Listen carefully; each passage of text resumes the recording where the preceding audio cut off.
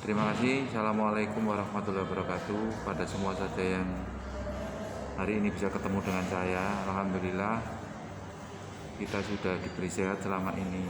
Jadi ini untuk adik-adik siswa SMK Negeri Jatirejo, kiranya bisa memberikan dukungan pada kita semua terkait dengan kondisi yang hari ini adalah kasus pandemi COVID ya, dimana COVID itu salah satu penyebab dari penyakit yang disebabkan oleh virus, di mana virus itu sifatnya perkembangannya melaju. Dan virus COVID itu awalnya adalah menjadi penyebab utama di penyakit yang di hewan.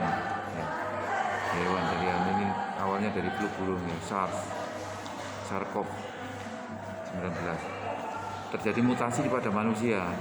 Andai kata mutasinya itu terjadi pada burung, mungkin hanya burung saja yang ketularan atau unggas, semua unggas.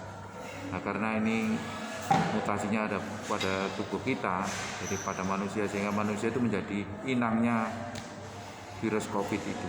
Jadi ingat ya, inangnya COVID itu sekarang ada di manusia, yang jadi terjadi penularan dari manusia satu ke manusia yang lain. Kalau andai kita patuh saja dengan kondisi seperti ini yang dianjurkan pemerintah, jadi harus pakai protokol kesehatan ya, disiplin, mungkin juga penularan itu bisa berkurang atau tidak terjadi sama sekali. Artinya memang penularannya virus COVID itu lewat droplet yang mereka yang sudah terinfeksi COVID, sehingga kalau kita pakai masker minimal maksimal kita bisa terlindungi. Seperti saya ini harus merangkap pakai 2 masker. Itu yang pertama, harus pakai masker. Yang kedua, jaga jarak dalam setiap kegiatan. Karena kita tidak tahu apakah teman yang di sekitar kita itu dia OTG, orang tanpa gejala, tapi membawa mengidap terpapar virus COVID, juga tidak tahu. Sehingga harus pakai masker dan menjaga jarak yang utama. Dan yang lebih berikutnya adalah pakai cuci tangan ya, cuci tangan pakai air mengalir dengan sabun. Itu menjadi, karena tangan kita tidak tahu tadi terkontaminasi dari barang atau apa di pintu kepegangan pintu atau yang di meja, kita juga tidak tahu. Sehingga setiap saat ada tempat cuci tangan, kita lakukan cuci tangan.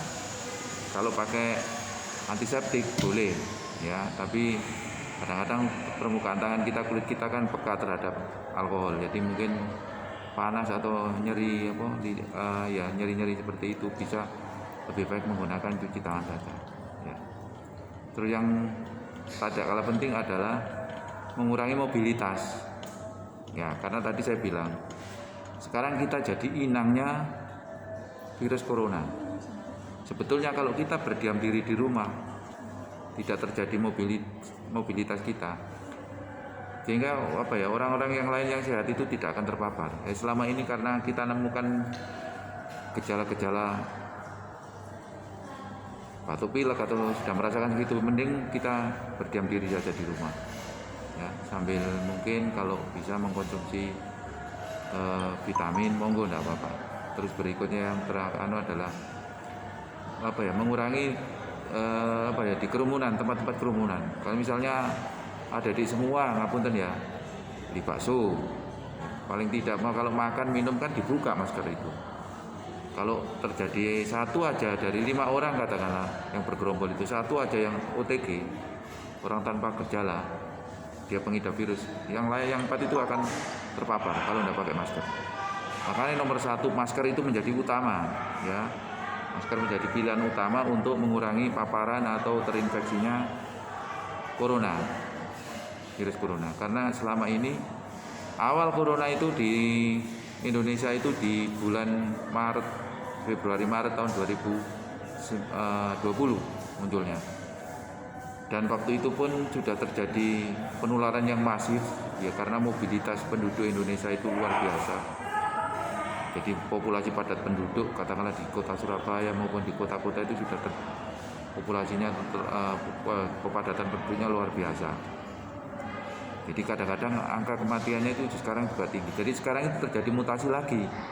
Ya, dari awalnya itu yang virus COVID yang tahun 2019 itu sekarang ada mutasi ganda ya Bu. Karena kita tahu varian virus itu jumlahnya ribuan. Ada kurang lebih 4 ribuan virus ya. Jadi untuk yang virus corona itu sekarang sudah terjadi mutasi. Kita tahu sekarang yang disebut Delta ya, varian virus corona Delta itu yang kemarin dari India itu yang B11617.2 ya, itu varian ganda. Kalau yang B1617 itu gak salah virus tipe beta ya, ada yang di Inggris. Jadi sekarang itu ada yang disebut varian Kappa yang dari Brasil itu. Jadi masing-masing virus itu banyak jenisnya, yang strainnya sama itu terjadi mutasi. Jadi seperti itu, dan sekarang itu sifatnya sangat masif penular dan masa inkubasinya cenderung pendek. Jadi mulai muncul gejala sampai terjadi resiko yang berat itu perlu waktu hanya mungkin 6 hari. Kalau dulu yang awal-awalnya itu kan sampai 14 hari, 12 hari, 14 hari. Sekarang sudah mulai nampaknya seperti itu. Jadi dan sekarang yang menjadi bukan sasaran yang terpapar itu usia muda lebih banyak usia muda yang kena. Kalau dulu kan hampir rata-rata yang para lansia. Satu itu. Yang kedua, angka kematiannya juga luar biasa tinggi. Mudah-mudahan itu adik-adik paham semua. Jadi mohonlah dikurangi ya aktivitas di luar.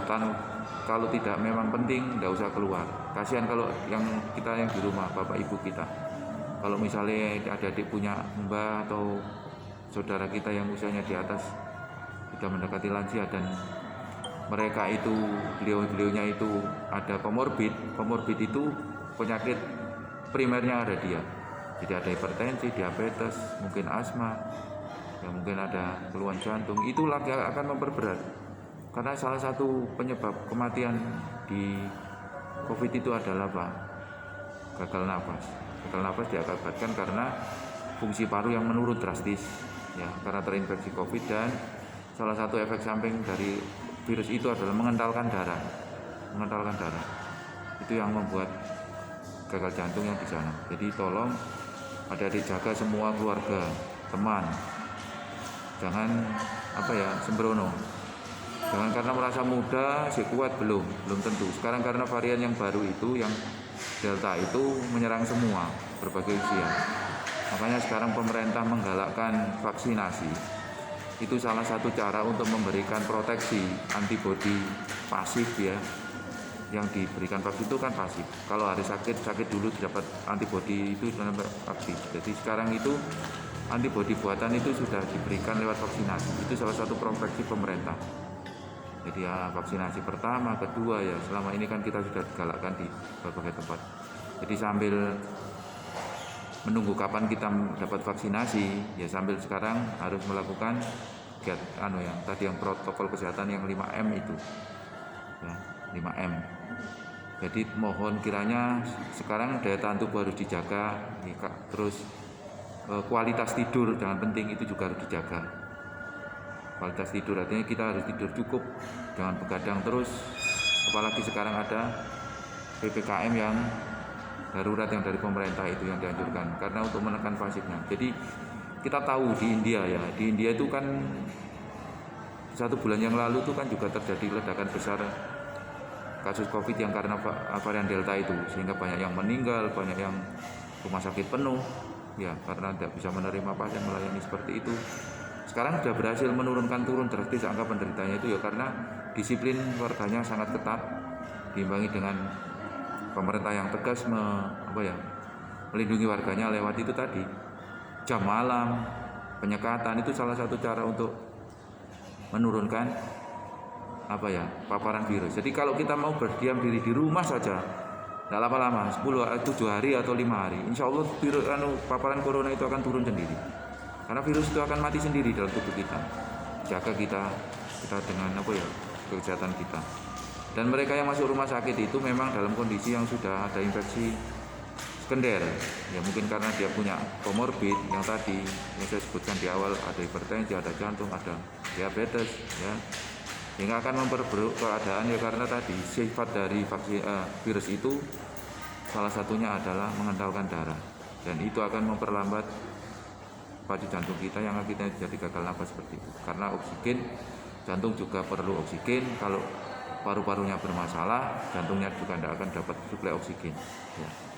Jadi makanya tingkat kematian sekarang itu tidak melihat orang tua saja, orang muda pun banyak yang terpapar COVID-19. Jadi satu kata, di samping 5M ada 1M yang lebih penting. Apa itu? Manuto ya, manut sama protokol kesehatan yang dianjurkan. Jadi sekarang kita sudah tidak bisa main-main dengan kondisi sekarang. Hati-hati, jaga jarak macam-macam tadi, lindungi. Satu orang disiplin bisa melindungi untuk semua ya, sehat satu ya sehat semua, seperti itu. Terima kasih, salam sehat dari teman-teman puskesmas untuk adik-adik semua, untuk bapak ibu yang ada di SMK Negeri Jatirejo, mudah-mudahan sehat semua. Doakan kami yang nakes diberi kesehatan semua, tenaga kesehatan, karena hari ini puskesmas kita itu menjadi tempat isolasi pasien COVID ya. Di belakang itu sekarang biasanya merawat pasien umum, sekarang merawat pasien COVID. Belum lagi ada kegiatan vaksinasi di lapangan ya, belum lagi tracing. Jadi mereka yang pasien-pasien yang tidak ada tempat di rumah sakit itu, mereka yang maunya isolasi mandiri ya kita kasih tempat di rumah masing-masing, tapi itu dalam pengawasan puskesmas, karena ada tim sendiri ya, tim isoman itu ada sendiri, isolasi mandiri. Jadi sekarang itu begitu banyaknya kegiatan teman-teman puskesmas, karena kita menjadi garda terdepan untuk menyelesaikan masalah, tapi garda yang lebih depan lagi adalah adik-adik. Jadi kita ini garda yang di belakang adik-adik. Adik-adik kalau kuat, kita juga enteng ya. Jadi mohon disiplin, tidak usah kemana-mana kalau tidak perlu sekali. Itu aja, terima kasih. Assalamualaikum warahmatullahi wabarakatuh.